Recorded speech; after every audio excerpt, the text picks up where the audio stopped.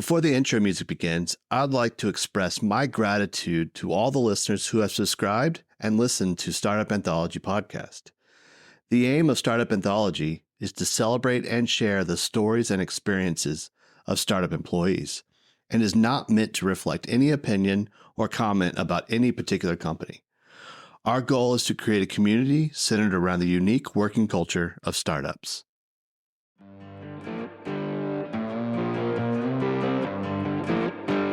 In this episode of Startup Anthology, the podcast, I'll be speaking with my friend Ehren Coker. Ehren is originally from Corpus Christi, Texas, and holds a Bachelor of Science in advertising from the University of Texas. Ehren has worked at 3 different startups, one of which he co-founded, and the other 2 as an employee. He has held positions such as Director of Web Design and Development, Senior Software Engineer, and other senior development roles. He currently resides in Austin, Texas, with his wife and 3 children. In this episode, we'll delve into Ehren's journey through startup life, the valuable lessons he has learned along the way, and his personal story. I hope you enjoy listening to this episode. I've been thinking a lot because I've been listening to your podcast and following along with it. And a lot of that is just because you have to be a crazy person to want to join a startup. You're entering into just a ton of volatility. It's so fun. You take the entire life cycle of an organization. So the first real job I had was at a 100-year-old shoe company. They were famous for giving shoes sizes, which shockingly, there was a time where that was not an invention. They just had one size shoes. But yeah, I was at this place. They were moving into e-commerce, and they had purchased an e-commerce company, a place called shoes.com. And so they had 2 sites when I joined that were in the e-commerce 100. And that was a big deal. Famous Footwear was the other one. So, yeah. Are they still around? Yeah, they're doing great. Okay. Shoes.com's not, I don't know what happened. I don't know. And so I think when I end up looking at what I ended up doing and what I see from a lot of different people who I enjoy from the startup world is something similar to what I experienced, which is this feeling of I just didn't fit anywhere. I went to school for mechanical engineering, and did you really? I did. I didn't finish in mechanical engineering. But yeah, it was great. I really enjoyed the program, and I was doing a lot of stuff with student leadership and things like that. And I woke up one day and I was like, I don't want to do this. That might have been influenced by the fact I was writing a Renaissance dinner theater play. Yeah, and so very mechanical engineering. Very mechanical engineering. I was like, you know what I need to do? I need to figure out what it is to be a writer. And so I went into the creative advertising program. Absolutely loved the people. Graduated. Job was terrible. I think there are people I know who managed to really enjoy it, but I was writing long form copy for a credit union here in town. That was not the dream. Like user agreements and stuff like that? Yeah. No, the pamphlets that people give you, and then you're like, you gave me garbage, right? Yeah. Do I have to read this? Yeah. That pamphlet. Yeah, it was awesome. And that was after winning the student Addy at school. That was interesting. Yeah, it was weird. So I did that for a year, and then I sold absolutely everything that I had and went to Europe for a month with a friend of mine. Okay. When I got back, I was in New York, and I was hitting up all the different ad agencies around town, and I was still thinking, you know what? This would be terrible. I do not want to do this job. So I got a call from some friends of mine here in Austin who wanted to start a company, right? I'm 24 at this point. Okay. And we do it so much harder than I thought it was going to be, and so much more expensive. We renovated a 3,000 square foot warehouse on the east side of Austin. Okay. Now, mind you, none of us were qualified to renovate a warehouse. Whoa. Yeah. Ehren, you did some classes in mechanical engineering. I did. Yeah. I did. Absolutely. You know what? I think that qualification probably nails it. Yeah. I knew about gravity, so I'm ready for a building inspection. But yeah, we redid the whole thing. We put in new AC systems, ran new electrical. It was crazy. Why? We spent a ton of time trying to find a place to rent. And artist types. This was an artist collective that was becoming something. And just none of the places spoke to us. We were not, that look you gave me, that's the right look. Yeah, spoke, huh? Yeah, none of them spoke to us. But yeah, it was so strange. But again, incredible people. I remember this time where one of the guys in the group came up and poked me in the chest. And mind you, these guys had all been like doing music videos and films and whatnot. They'd been together for a while. And he said, "You're not one of us, right? You're not a creative." And it was so strange, right? Because I'd gone through the creative sequence with a bunch of brilliant people. I started a film festival at UT with a couple of other people, and like I'd been in that group, but it was yet again like another space that I didn't really fit. Ended up exiting that company. A lot of good memories, a lot of really hard ones. And I think I was like shell shocked for a while. Yeah. Imagine that being vulnerable with those people starting a company, right? Shoulder to shoulder with them in the trenches. Not very many people, and so you're working hard, sharing the responsibility, the burden, the wins, the losses. Yeah, I think the hardest part for me in that whole process was there were a couple of guys there who weren't considered among the 3 co-founders who literally bled with me to work on that space, and I'd made a lot of optimistic promises about, hey, we're going to be able to do this for you. We're going to be able to have these things. And the truth was we ran out of money and we ran out of capability to do some of that stuff. And I think that was the first time that I really felt like, wow, it is awful to disappoint people. But it gave me a lot of grace for like leaders going forward, because having gone through this period of feeling like a really strong conviction to say, I'm going to treat you all, and then getting into a scenario where I literally could not follow through with those things. We didn't have a penny in the bank at one point, and it was hard. But from there, then I moved to St. Louis, and that's when I joined the e-commerce group. And that was a really weird scenario, because there was this team that I ended up getting dropped into. This was basically an accident. I'd gone through a temp hiring program because I wanted to build up my own company again in St. Louis. Let me interrupt real quick. I'm sorry. Please. What role did you go into in that when you moved to St. Louis? When did you start touching a computer? Oh, that's a very good question. I started, because up until now, computer science has not been part of the conversation. I didn't even know how much I was going to enjoy it. But the second company that I had done, this is one that I struck out on my own to do. All the companies had ridiculous names. The first one was Super All Right.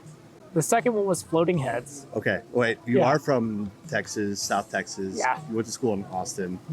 This is where Dazed and Confused Yeah, that's right. It's pretty on point. Yeah, we're doing great. I had a friend of mine. And you're artistic, right? You're creative. That's right. I'm creative. Although there is a person I can point at it who really disagrees with that statement. I had hired somebody to build the website, and like we had a conversation about what I wanted to do. It was a guy holding a bunch of balloons that were like heads. And whenever you moused over them, they would talk. It was weird. Is that Flash? Yeah. Yeah, back in the day. That was a Flash site. Yeah, that was pretty rough. But I hired somebody to do that. I didn't even do it myself. Okay. And then I had actually one of my dad's business friends say, for unknown reasons, I really like your website. Will you build me one? So I said, yes, absolutely, I'll build you a website. And then I basically didn't sleep for a month, because I had to learn how to build a website. This was pre-Wix. Yeah. This was all HTML. Yeah. So at the time, WordPress was still a pretty big thing. Okay. But the problem that you ran into with WordPress at that time, it's before the sort of plugin economy had really developed, it was pretty narrow in what it was able to do. And they had a bunch of, we want to be able to upload these files and password protected stuff. And again, I had no idea what I was signing up for. And it was way harder than I thought it was going to be. But there's a 24-hour coffee shop here in town called Epoch, and I basically lived there. And at the end of a month, I turned the site over, and it like worked, which was magic. And then I had this thing just like unlocked in me, where I was just like, holy crap, this is what I want to do. Like, I want to work in software. Yes, you probably weren't creative like that guy was saying. This guy created to the point of just like using that side of your brain the whole time, but also the background of mechanical engineering side is very analytical, and it's like now you found a way to combine the two. That's right. The analytical portion of code to create something. Yeah, that's right. Yeah, and it was so fun. My specialty for the next 4 or 5 years was just going into companies and learning what they needed for a website. And I would do a lot of things, like I would sit down and I'd say, hey, can you just use your computer in front of me? Which was amazing, right? Because you would see people, and if they open up their computer and you've got like 1,000 desktop icons, you're like, all right, we're going to give you one button. You're not going to get much more than that. And so you start designing with people in mind. And then when I went to that temp agency, I just moved to St. Louis, and I ended up getting asked to join full time. Turned it down like 3 times. They were very persistent. And then I joined as a senior art director. Okay. Yeah.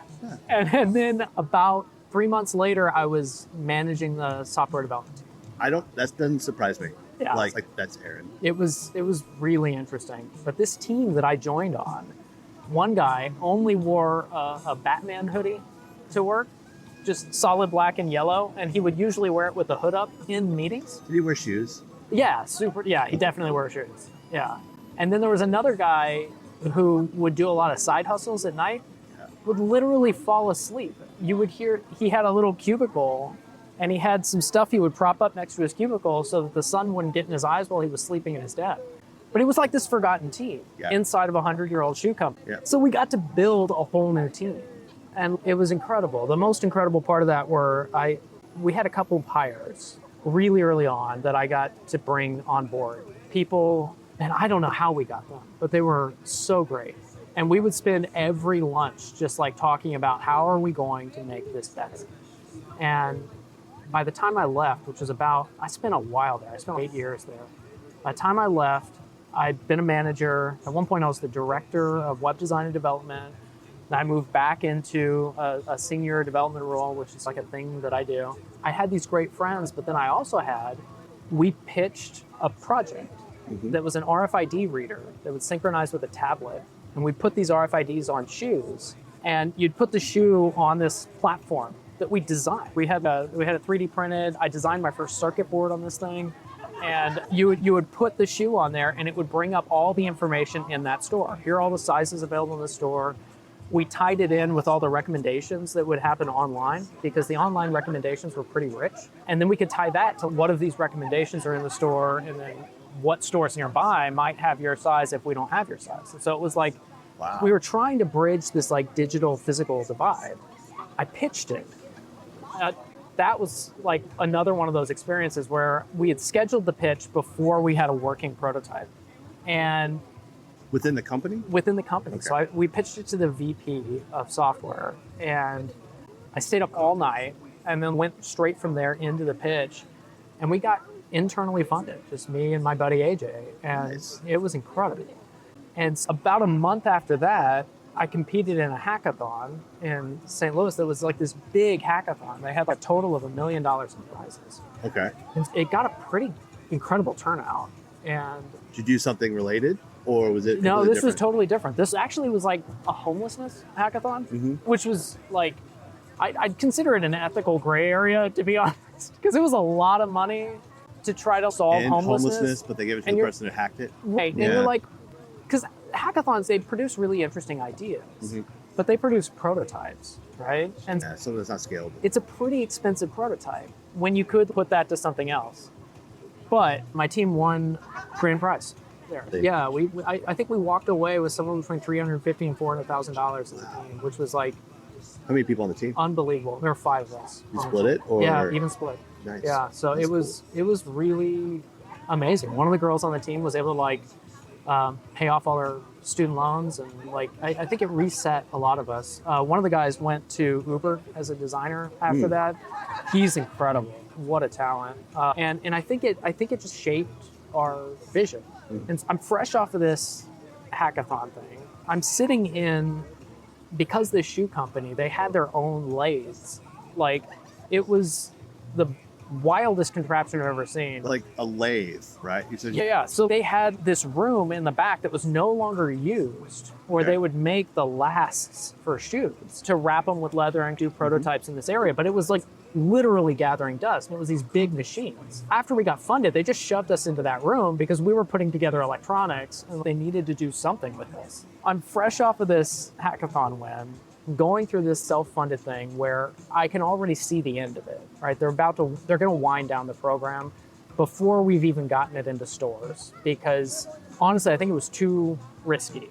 Too ambitious? I think so. Yeah. Yeah. I still love the fact that they did it. It was right around that time that a friend of mine moved to a startup here. He joined a startup here in Austin. It was a friend from St. Louis. And he gives me a call. He's, hey, man, they are doing something special here. This is this eco-friendly company.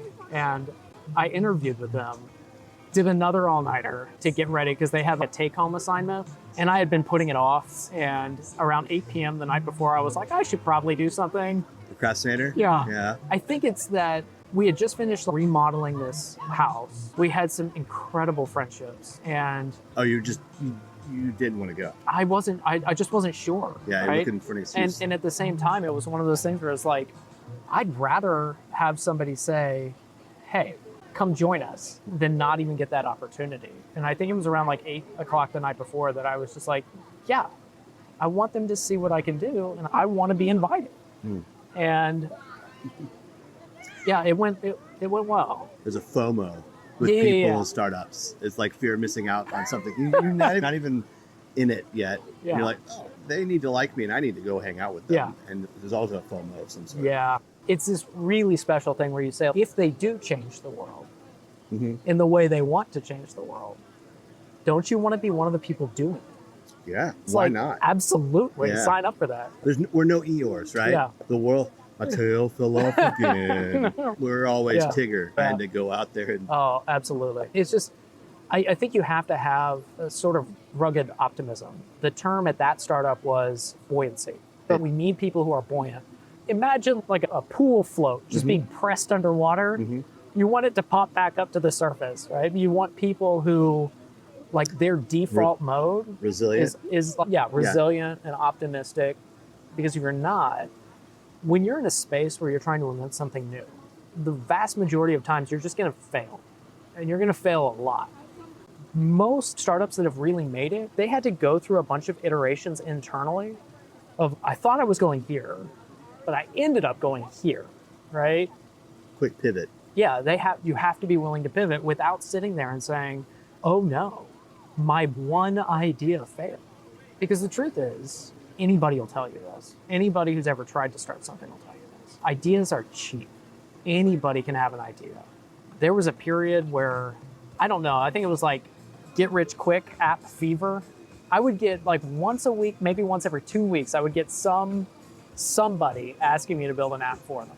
Okay. Because they had an idea. And it was always like, I have this big idea, I can't tell you about it. We have to meet in secret. You have to sign this paper. And then we'd get there and we'd meet and he'd be like, it's like Facebook for vacuum cleaners. And you're like, okay, I don't know. Cool. All right. Yeah. This could work. So funny you say ideas are cheap. Yeah. So this whole Startup Anthology thing is like an idea. And to me it's simple, but I don't understand yet why people are excited about it. Yeah. Why hasn't someone done this before? Why has anyone talked to startup employees? They have the stories because they gravitate towards these visionaries, be it whatever the vision is. Those people, the startup employees coalesce around them. Yeah. Because they can't not do it because of what we were talking about earlier, fear of missing out. Or if they really do it, I want to be there. I think the stories of startup employees, for me, I really resonate with the stories and the mindsets of startup employees, but they're less polarizing. I will say the second reason that I don't think you see like startup employee stories as much is the radical personal transformation I think you have to go through in order to become a successful startup founder.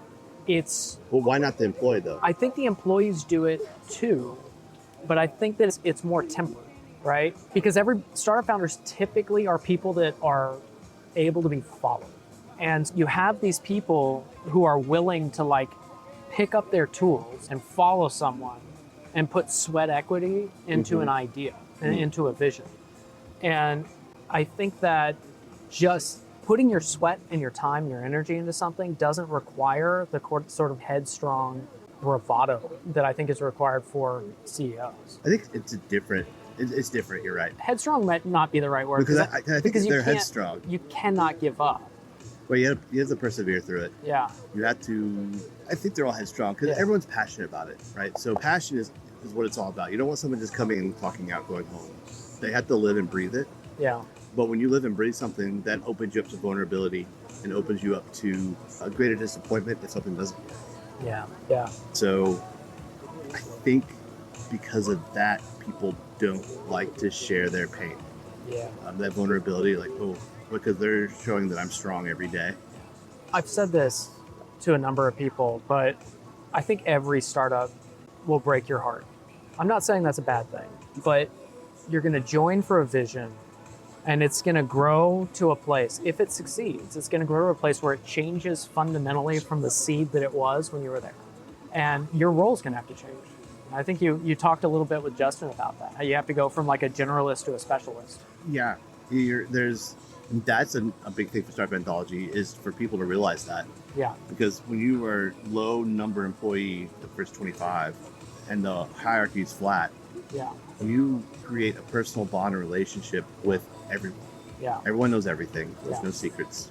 And you expect that you're going to go from this generalist position into some management role. You might not be ready for it. Right.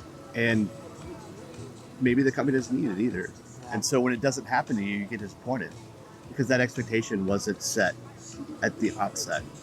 And you get pushed out because of whatever reason, because you're not ready for it. Yeah. Honestly, you're not ready for it. It hurts. Yeah. I think that feels similar to some of the experiences that I've had. And what we're not ready for it is you can be capable of doing something and not enjoy it. I am good at math. I do not want to be an accountant.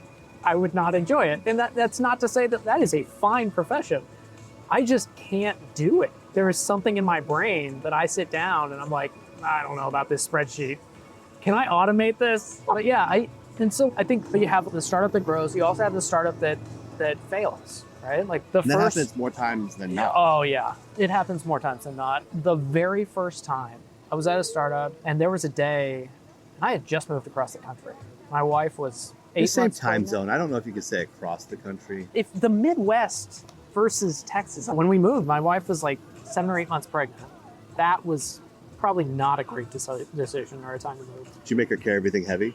Yeah. I was tired, been working a lot on my computer. No, but like we got there and about 3 months after we got there, one morning around like 10 in the morning, people were getting tapped on the shoulder and they were walking off to a room and they'd come back with a manila envelope in their hand and they would give me a meaningful look and then walk out the door.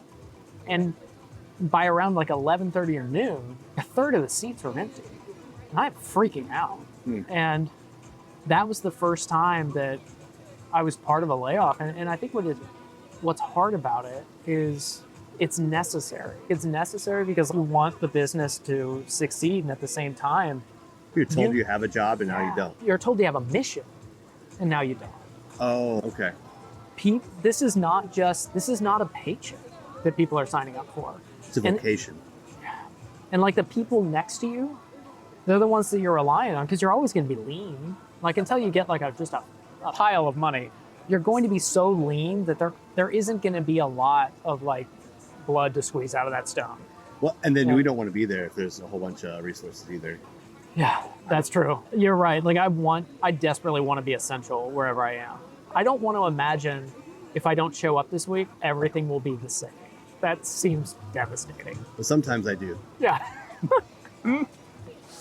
That startup actually ended up just going through a rough patch and my wife was pretty interested to get back to St. Louis. So we actually went back, right? And then I worked at a company that was great. It was this big enterprise company, had great benefits. Whenever I walked past like a little hospital. They had a full-time doctor there who just do doctor stuff. So you could just walk in and be like, please engage in doctor stuff.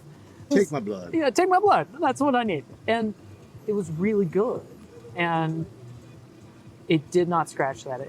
And I was ready to do something again. And then it was the start of COVID and I got that call for the startup and I was not sure. And then I did an interview with two of the people there, two of the technical leaders in the space. One would be my future boss and the other one would just be somebody that I mostly admired from afar. But they blew me away.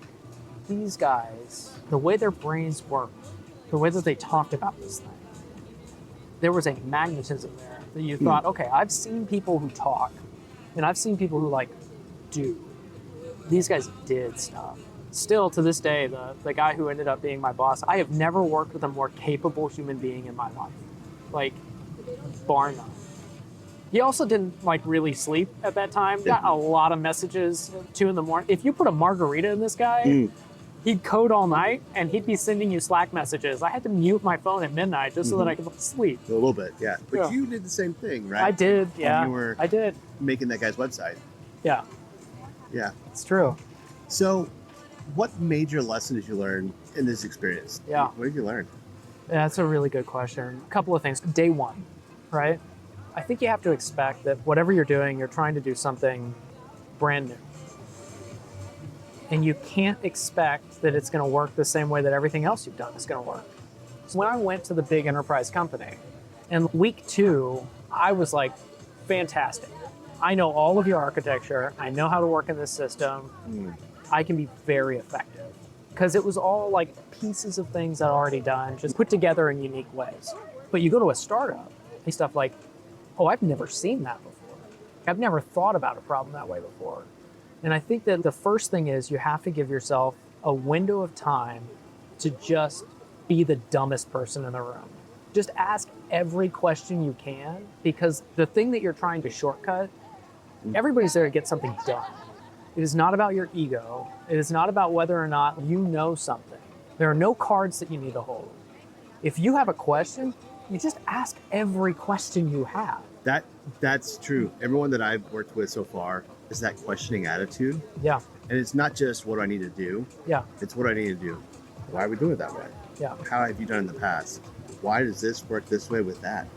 And just asking those questions all the time and never satisfied with the answer. Yeah. Almost like they're anxious about it, not in a bad way, but like wanting to tinker with it. I think I've taken a lot of things apart in my life. Very few of them have ever come back together, but I just have to know. I have to know how a thing works. Objective analysis is the best type of analysis. Yeah. So I think that's the first part, is get ready to learn absolutely as much as you can. And then you get to bring your creativity to the table after that. And you really get to do something different. But you shouldn't approach it from the perspective of, if I don't know everything about how to do this job, like maybe I'm not a good fit. Because if you join the right place, nobody's a good fit. You have to learn it while you're there. The other thing is I wanted to ask, what was your initial hire at the startup we worked at? What was your job title? Oh, yeah, senior software engineer. Senior software engineer. And I remember you elbows deep cleaning up a mess that I broke something. Yeah. And that's the cool part. Everyone's a journalist. Because you're a software engineer, you weren't afraid to come out there and dive in head first and help out with something that was not your purview. I think, that was actually a really good memory, because we were just out there. It was me and a controls engineer, and we were just shoveling for an hour, right? But I wanted to be in that because we spent so much time in the field. I was dirty and dusty and physically exhausted in ways that... How many laptops did you go through? Oh, no, I only went through 2. And I credit that because I think Apple makes a pretty nice laptop. But there was this one location, and when I got there, one of the people on the team walked up to me and said, "Hey, it gets pretty windy at night. You should have these." And he gave me ski goggles, right? And of course, something goes sideways, right? I realized, hey, if I can fix this code, our night's going to go a lot better. And this is when we were working. I think we were just working nights at that location. Yeah. But I was there in the middle of a dust storm trying to code this thing out, and every port on my computer was filled with there would be like a crackle and a crunch every time I put a USB cable in there. For the next month, I went through at least 2 cans of those air compressor sprays trying to get stuff out of it. Yeah. One of my keys just stopped working, and I had to pull that off and get it cleaned, and it was just like... Which key was it? It was the F. F. Yeah. You did that one a lot? Yeah. Excessively, you would say. Making functions. Making functions, yeah. The function definition. Yeah. But man, I love that, because there's this thing that happened with the Industrial Revolution where they were all gravitating towards this assembly line mentality. The fact that we have job titles, right? And you're like, here's all the expertise and this is exactly what I want you to do. It's just, you're saying you need to fill this exact role. And then you look at a startup and like the startup is saying, we don't actually know. what you're going to do. Your job was definitely not what you did. Yeah. And my job, many days, was not like what I thought I came there to do. Yeah. I could fit into any role except for programming. I couldn't fit into programming. I felt bad. I could come help you. I think we could. We just needed a couple of Saturdays to get you up to speed. The generalist thing is very much a thing. Yeah. And we gravitate towards that. I think you have to love it. I'm gonna change the subject a little bit. Yeah, please. How has your family dealt with the change, the constant changing, the changing a job, moving back and forth? Yeah. I think the constant changing of location was probably the hardest, especially when you go through those like formative periods in your life where you have friendships and you have kids and then you leave. I just have people who I love, and luckily I've got some retreats and things where I get to meet up with them. We meet up like once a year, but I think you end up with a bunch of churn there with like your willingness to go where like that mission field is, like that passion places. Mm-hmm. I don't know that I don't imagine we'll ever live in St. Louis again. And that just means that there's this whole piece of our lives that we won't really interact with. But when you were growing up, was it similar? No. Or were you pretty I think stationed in one spot? So we lived in McAllen, then we lived in Corpus Christi. The thing that was different is both of my parents for most of my life ran their own business. Okay. One was a dance studio. My dad did a whole bunch of stuff. And I think I always had that bug to want to do something. And also, I think to find a lot of meaning and purpose in the work that I did.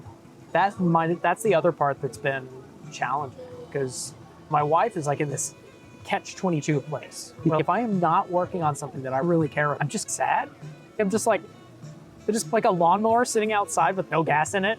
I think that was supposed to do a thing, and it's just rusting. And then if I am at a place that I really have that, I'm gone. It's either you're all in, Yeah. running at 100% filled, Yeah. or not. So I have a backyard office now. And the way it would work is I would have first shift at work.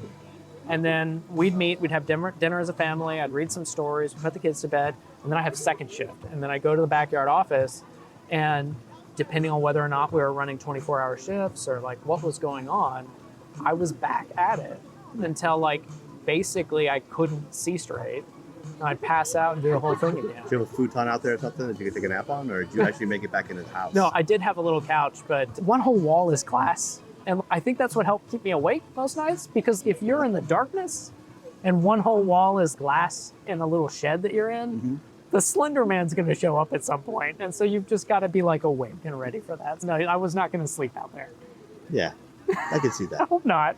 No, I can see that. That's why I sleep with my music playing. Yeah. Because if it's quiet, Yeah. they'll sneak up on me. Perfect. Not to fill it with noise, so they could sneak up on me. Right. It's completely rational. Yeah, it's like a kid under their blanket, except you're just under a blanket of sound. Yeah. Yeah, that feels Yeah. very comforting. Yeah. What effect has networking and community made in your career as working at the startups versus working at the full enterprise? Yeah. I don't, other than that first job, I've never gone somewhere where I didn't know somebody or somebody didn't recommend me to the position or have had an experience with me where they say, hey, I want to work with you again. I think that I am not good at networking. Like, I am not going to go into a room of people, and I think the word is hobnob. I'm not going to hobnob anybody. Okay. Yeah, that feels important. Yeah. I'm not gifted at that. I'm not gifted at walking into a room and saying, hey, I'm amazing and we should be pals. But I think what I do is I work my butt off. And So you're an introvert then? yeah, Yeah. Well, where I do you did- where do you get your energy? yeah, I get my energy from reading and then having undisturbed periods of deep thought, which is great because I have a 2-year-old at my house and I'm They don't feeling know what that constant. means. Yeah, I don't know what that means anymore. Yeah. Yeah, I do get my energy from there, but I just spent a lot of time doing theater as a kid as a way of combating this terrible shyness, and got to the point where I can flip a switch on and seem Yeah, somewhat. you seem very outgoing. This is good. That means the switch works. works. But it means that every time like I go, we had those little bathroom stalls at work where it was just like one little isolated bathroom stall. And I would just take a deep breath in there. Take a brown bag and hyperventilate yeah, a little just bit. like, and then come back out and just be like, hey. But yeah, I think that the network there is like more of an earned network of people that you want to be in that position with again. Mm-hmm. Because if you've been in a startup, you've been through something, right? And there are some people that things get rough and they're just like, I am out. They either physically shut down, emotionally shut down, mentally shut down, they exit the room. And then there are some people who just roll their sleeves up, sit down next to you and say, we're in this together. Mm-hmm. And you're not going to let me down. I'm not going to let you down. We're going to go after this. So it's very, very personal. Yeah. But for me, that's the drug, right? That's the thing. It's not only do you get to be on mission for something you can really believe in, but you get to be forging this community of sweat, of people who are like willing to move beyond what's comfortable. I do think that I spend more of my life than I want comfortable. It's just so easy. I have 2 thermostats in my house. upstairs, downstairs? Oh yeah. Yeah, of course. School system, it's of efficient. course. Yeah, but we have so many ways that like, if I want, I can have people deliver ice cream to my house. I don't have to do anything, right? And so going into spaces where you get to be uncomfortable and you get to be pushed and you get to figure out like, how capable am I? Yeah. Where are my boundaries? And what can we do if we dream together? I think you can mature into some other areas where you can say now you're obsessed with the craftsmanship of whatever job that you're putting out. Sure. But I do agree, like there's this thing where I don't have the attention to detail to do that. Do you?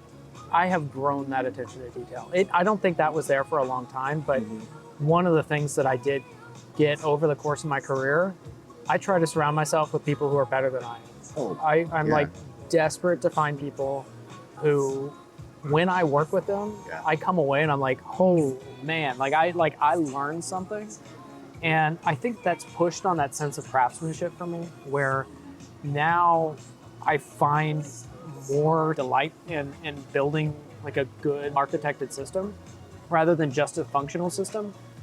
Because okay, that's interesting. That's cool. Just because in some ways I'm like, oh yeah, I learned this from Charles, or I learned this from Ben, or this is a really interesting idea that Chris taught me. And in some ways, those are some of the pieces of the people that I've worked with that I carry with me.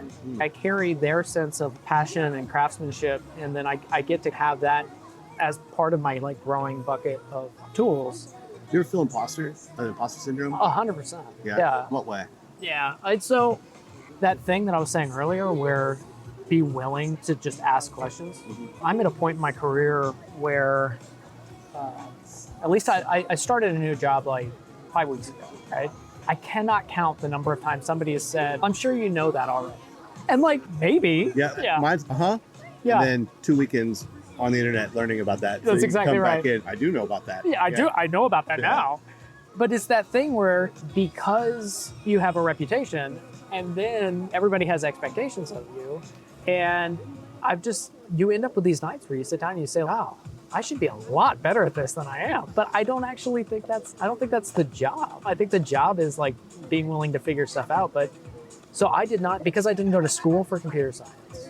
Like one of my favorite books that I have, it's like it lives on my bookshelf, is The Imposter's Handbook.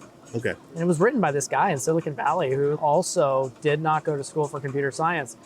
And the whole book is, I had to research all the things I did not learn, and this is what came from my research. It's a great book. And because there is a different language that comes out of it. Everything that I learned until I started surrounding myself with people who are specialized in it for years, and before I started, I'm pretty much always reading something. Right now I'm reading The Staff Engineer's Path, which is a really great book by a female software engineer, which is fantastic. It's so important because this industry has been so dominated by guys that look like me. Yeah, it's been neat to see the voices growing. Anyway, I think I just spent a lot of time wondering, what did I not know? And being afraid of conversations. I think you've got an opportunity to build a kind of community here and a narrative around what startups look like.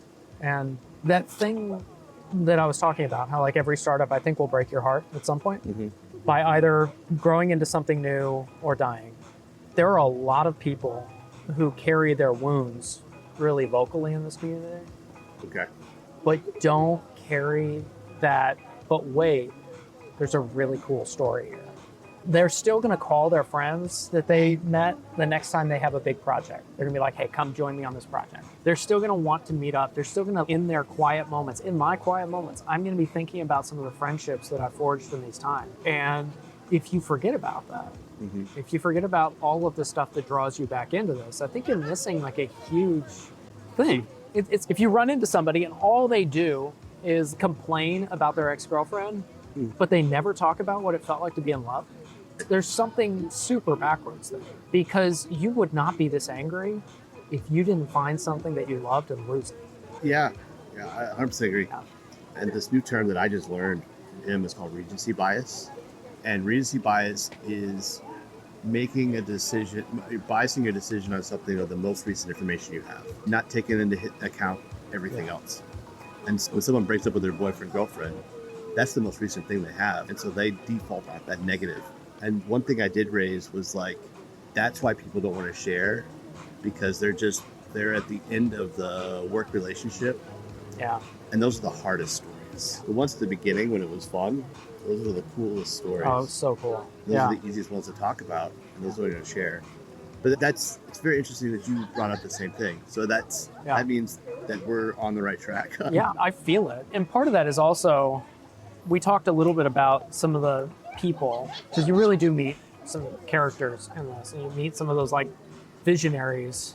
And I think one of the most important skills that really successful leaders have, and I feel like it's been a huge gift in my life to be around successful leaders, is their ability to interpret their own narrative, right? Gotcha. So there is a thing in the industry where they will say, we love funding failed startup founders. There is actually groups of people, and there are equity firms that will try to fund startup founders who have failed in something before.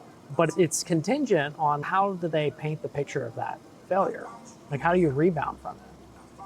Because there is, I wouldn't call it a hardening, but I think that if you're able to talk about it later on, and you're able, and you're not saying, gosh, I made this terrible mistake, and then the industry turned, and the economy went to crap, and then this happened, and the funding dried up, and everybody left me, and no, this person didn't deliver their thing. If you only think about that stuff, and that becomes your guiding narrative. That's excuses, right? Yeah, I think so. It's a lack of ownership. You got to own your decision. You got to own the consequences of that decision. But I think that's the thing that, because I carried that narrative from that very first startup, that super all right one, where I had these friends and I couldn't follow through and I did this stuff. That narrative broke my heart for 10 years. And I carried that with me. Well, it's growth. It's personal growth. Yeah. It's, you learn not to overextend yourself, not overpromise, kind of like temper that a little bit. Yeah, because you were, the word, not rambunctious, but maybe a little. But naive, at least. Naive, yeah. And don't know your limits yet because you're so young. Yeah, I'll also, just advice for anybody who might be listening right now. If you're like 3 people, don't start a C Corp or an S Corp. Because, like... Okay, but that's your dad's fault. Yeah, it's my dad's fault.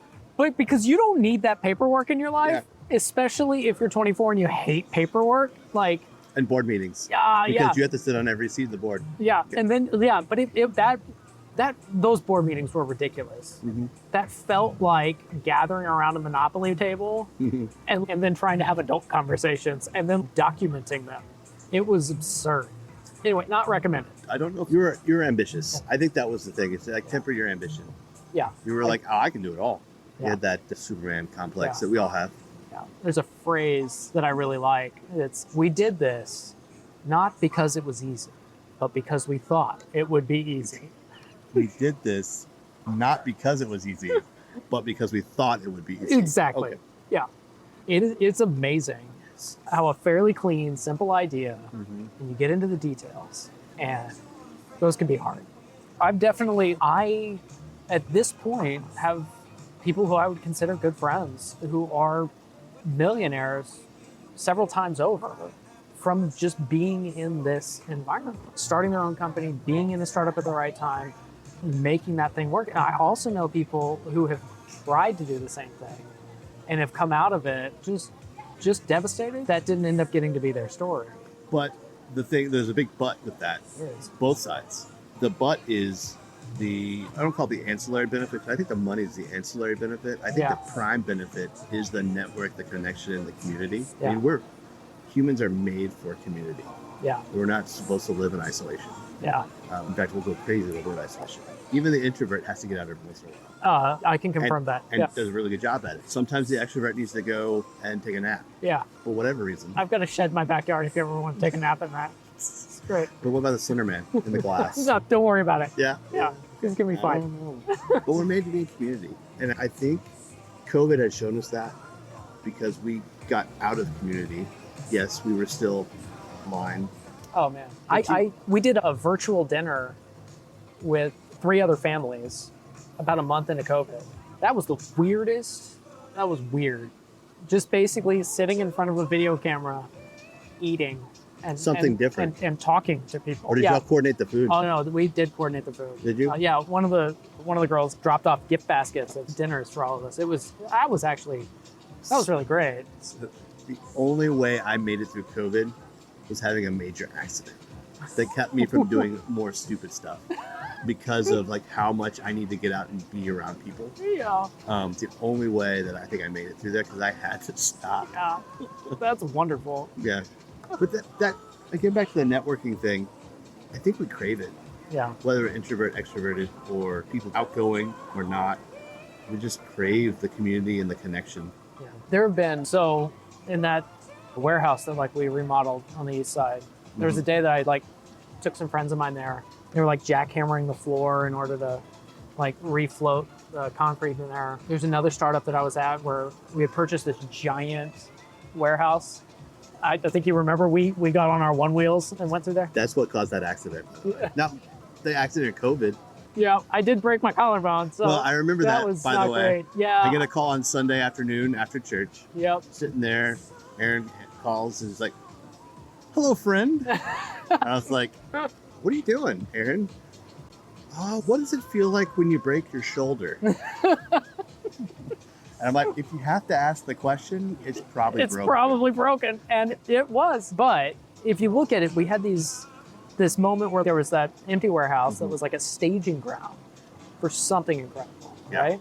And I think you do. I think you want people who are willing to dream with you and try to do something unusual because it seems super trite. But we do have one life. And no shame to anybody who wants to go and work at an enterprise company and just work their way up that corporate ladder. I think that's actually pretty great. Have a life outside of it. For me, I want to be able to look at something that I was a part of building and celebrate. And so when the startup we were at, when I see it in my news feed or whatever, I'm just so ecstatic about it. I love seeing positive things coming out of there because I know that there was a small seed of people that were really necessary to get that moving. Now there's a seed of people who are really necessary to keep it moving. Yeah. But to be part of that story, part of that chapter we talked about, I think that's where you want the community because who do you call when you want to do that? Yeah.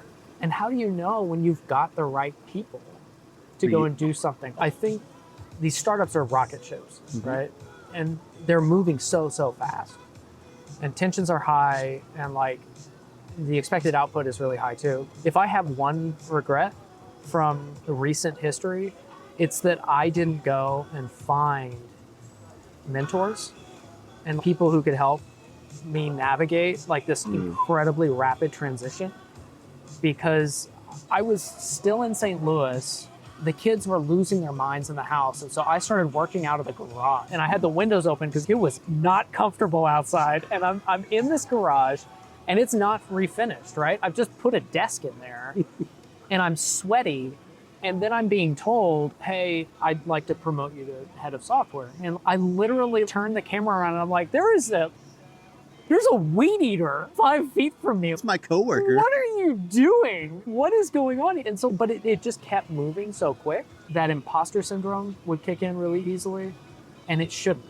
Because actually the people who are there getting things from step 1 to step 2 to step 3, they had a kind of wisdom that was born out of that. Mm-hmm. That There's actually, discernment. yeah, Yeah. you needed that for those management roles. If you just helicopter drop somebody in as a manager or a leader at some point in the team to hire and scale, are they going to know what it looks like to hire a right fit person for that company? But in truth, I kept gravitating back to, let me get back in the field. Let me get back to the software. And the reason I walked away from the role that I was in is because I didn't know how to make that transition You didn't know how, or did you not want to? Both. But I think there was a lot of good to be had in that transition. It's just hard. Why did you not want to? Does it sound like you did? Yeah, it's pretty mixed. You lose the community, right? So the moment that you move into more of a leadership role, at least where I was, that meant that I was now sending people out to be in the thick of stuff, like to be out in the field, to be making things happen, and then I would be sitting back. And I didn't want to make that exchange, and quite frankly, I didn't make that exchange. I kept going into the field, but I wore myself out. Because you're filling both roles now. Yeah. And I don't know that I was, I just wish I'd had some people around me who would help me navigate that, because I think that there was some real good to be found in moving into that leadership role if I could have figured out, okay, what is this new sort of community feel like? Right? It's interesting you say that about the mentor aspect. The only reason why I ended up I had two mentors while we were there. Henry was one and Evan was the other. Yeah. And the only reason... Yeah, those are good. The only reason why I had a mentor, period, is because I had been to rehab. And I'll tell you why. Yeah. I finally realized that when you go through a 12-step program, you need a sponsor. Yeah. You need someone that has been there, done that, to guide you along those steps. And that has just stuck with me. That's incredible. Yeah. That's incredible. Thanks, Ehren. I like talking. I like to hear stories. Yeah. And I think other people do too. Yeah, it's interesting. Yeah. Everyone has a story. Yeah. Cool, man. I appreciate it. Yeah. Hopefully the music wasn't too loud. We're going to find out. We'll find out. Yeah. I'm just trying to see if I can work my magic. 3 days later, I'll come out of the house. I got it. I've now removed these dope tunes. Awesome. Thanks, Ehren. Yeah.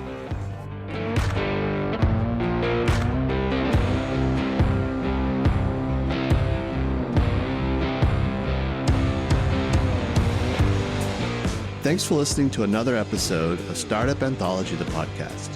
We'll be starting a topical series soon, so please comment on what topics you'd like to hear about, or leave a comment about your story in the startup world. Please remember to like, subscribe, and share the show.